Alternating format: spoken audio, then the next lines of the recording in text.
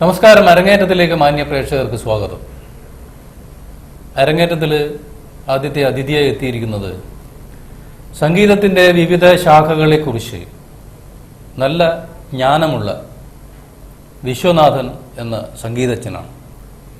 അദ്ദേഹത്തിൻ്റെ പാട്ടറിവുകളിലേക്ക് നമുക്ക് സഞ്ചരിക്കാം. വിശ്വനാഥൻ ഇപ്പോൾ എന്ത് ചെയ്യുന്നു? ഞാൻ ആയുർവേദ ഷോപ്പാണ് പേരാവൂർ. ഇവിടെ താമസം എവിടെ? മുഴക്കുന്ന് മൃദംഗശൈലേശ്വരി അമ്പലത്തിന്റെ അടുത്ത്. അമ്പലത്തിന്റെ അടുത്തല്ലേ? അപ്പോൾ പാട്ടിനോട് കുറെ താല്പര്യം? പാട്ട് നമ്മൾ പാരമ്പര്യമായിട്ട് അച്ഛൻ കഥകളി സംഗീതം കുറേശ്ശെ അറിയാം. ഏട്ടൻ കഥകളി സംഗീതജ്ഞ, ഡൽഹിയിൽ ജോലി ചെയ്യുന്നത്. പാട്ടാ പാടുന്നത്? ഇന്നിപ്പം മുഴക്കുന്ന് മൃദംഗശൈലേശ്വരിനെ പറ്റി എൻ്റെ സുഹൃത്ത് പാലക്ക മുരളി രചിച്ച പാലക്ക മുരളി കവി കവി മുരളി ഒരുപാട് പാട്ട് എഴുതിയിട്ടുണ്ടല്ലോ. എഴുതിയിട്ടുണ്ട്. മുരളി എഴുതിയ പാട്ട് ആദ്യമായിട്ട് എഴുതിയത് 3-4 വർഷം മുമ്പ് എഴുതിയതാ. ആ പാട്ടാണ് പാടുന്നത്. ആ പാട്ട് ഞാൻ തന്നെയാണോ സംഗീതം കൊടുത്തതിന്റെ? അതെ, ഞാൻ തന്നെ സംഗീതം. ഇറക്കാൻ പോകുന്നു അല്ലേ? തീർച്ചയായും. അപ്പൊ അമ്മയെ കുറിച്ചുള്ള പാട്ടിന് വളരെ വളരെ ഗൗരവമുള്ളതായിരിക്കും അല്ലേ? അപ്പൊ ഈ പാട്ടിലേക്ക് നിങ്ങൾ എങ്ങനെയാ വരുന്നത്? പാട്ടിലേക്ക് പൊതുവെ പാട്ട് ഇഷ്ടമാണ്. ഗുരുവായിട്ട് കുറച്ച് ക്ലാസ് പോയെന്ന് ആദ്യം രാഘവമാഷ്. മലയാളത്തിൽ ഏറ്റവും ഇഷ്ടപ്പെട്ട പാട്ടുകാരനാരാണ്? അത് ദാസേട്ടൻ തന്നെ. യേശുദാസ്. എല്ലാവരും പാട്ടും ഇഷ്ടമാണ്. അപ്പൊ പഠിച്ചത് രാഘവമാഷെടുത്ത്.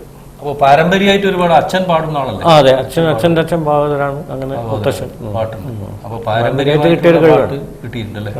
ഈശ്വരന് ഏറ്റവും മലയാളത്തിന്റെ ഗാനം എടുക്കുമ്പോൾ ഏറ്റവും ഇഷ്ടപ്പെട്ട പാട്ടായിട്ട് തോന്നിയതാണ്? ഇഷ്ടപ്പെട്ട പൊതുവെ പഴയ പാട്ട് തന്നെയാണ്. അതെ, ഏതാണത്? അതിന്റെ സ്വർഗപുത്രി നവരാത്രി സ്വർണം പതിച്ചനിൻ സ്വരമണ്ഡപത്തിലെ സോപാനഗായകനാക്കൂ എന്നെ നീ സ്വർഗപുത്രി നവരാത്രി.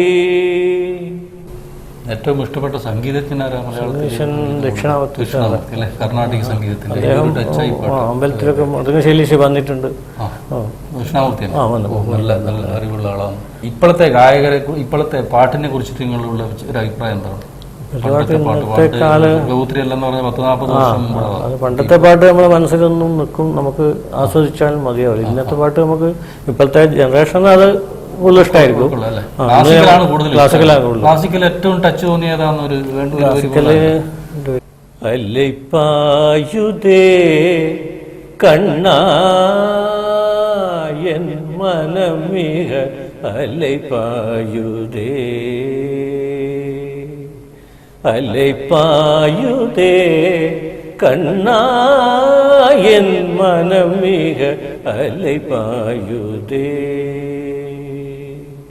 ഉന്നാനന്ദ മോഹന വേണുഗാനമതിൽ അല്ലൈപ്പായുതേ കണ്ണാ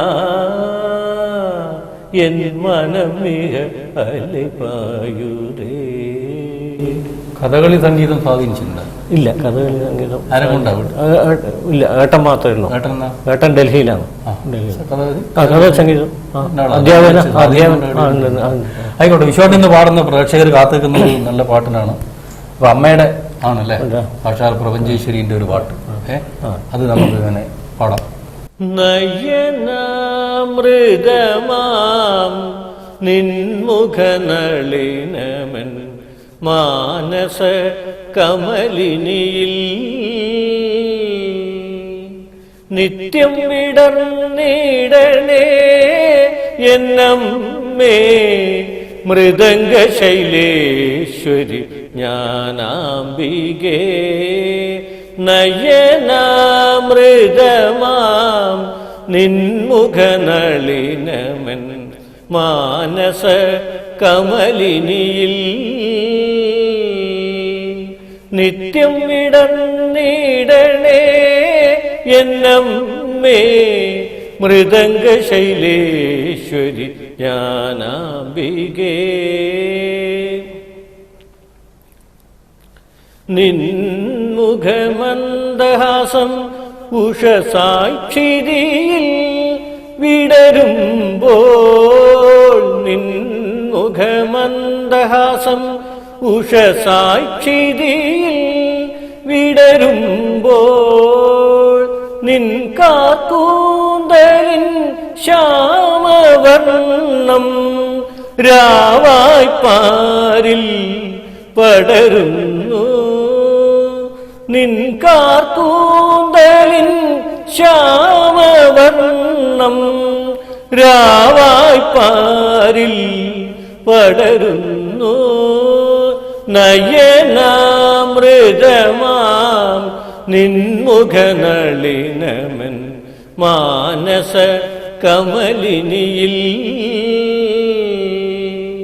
നിത്യം വിടർന്നിടണേ എന്നമ്മേ മൃദംഗ ശൈലേശ്വരി ജ്ഞാനാംബികേ. നിൻ ഹസ്തങ്ങളിൽ വിദ്യയും വിഭൂതിയും ഒരു മഹാസാഗരമായി ഒഴുകുമ്പോൾ നിൻ ഹസ്തങ്ങളിൽ വിദ്യയും വിഭൂതിയും ഒരു മഹാസാഗരമായി ഒഴുകുമ്പോൾ യാചിച്ചു നിൽക്കുന്നൊരടിയന്റെ കരങ്ങളിൽ പൂവിൻ പ്രസാദമായി നൽകണമേ. യാചിച്ചു നിൽക്കുന്നൊരടിയന്റെ കരങ്ങളിൽ പൂവിൻ പ്രസാദമായി നൽകണമേ. അമ്മേ മൃദംഗ ശൈലേശ്വരി ജ്ഞാനാംബികേ. നയനാമൃതമാം നിൻമുഖനളിനമൻ മാനസ കമലിനിയിൽ നിത്യം വിടർന്നിടണേ എന്നമ്മേ മൃദംഗ ശൈലേശ്വരി ജ്ഞാനാംബികേ. വളരെ നന്നായിട്ടുണ്ട്.